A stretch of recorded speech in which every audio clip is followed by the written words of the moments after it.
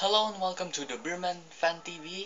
I'm Andrew Alvaro. It's time now for SMB Daily News. We watched the news about the win of Alaska against Barako Bull and then a defeat of Rain or Shine by the Road Warriors, which means SMB will play in the semi-finals in the next year, which is January.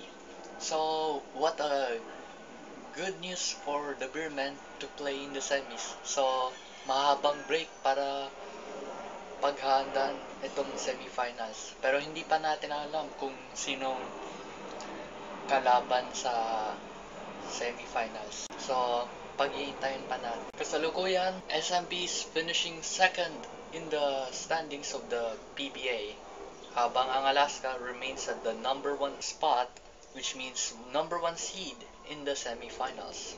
Both Alaska and San Miguel are in the semis. Pero ang matinding impact ay ang support ng San Miguel. Kaya maganda yung kinalalabasan nitong San Miguel Beermen.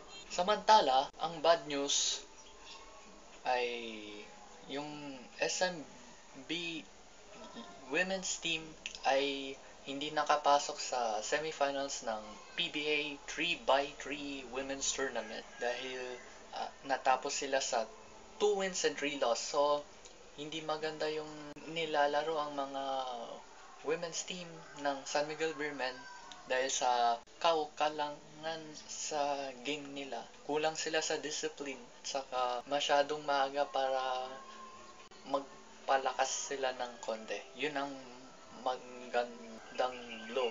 Kaya lang hindi masyado because they fell short in the end. And lastly, ang pinaka-bad news dyan will be Ryan Aranya ay hindi na siya maglalaro sa semifinals game 1 dahil sa physical contact niya sa elbow niya sa huling laro ng San Miguel Beermen kontra sa Alaska para sa race to first place sa standings ng PBA. Kaya we will miss him in the next match.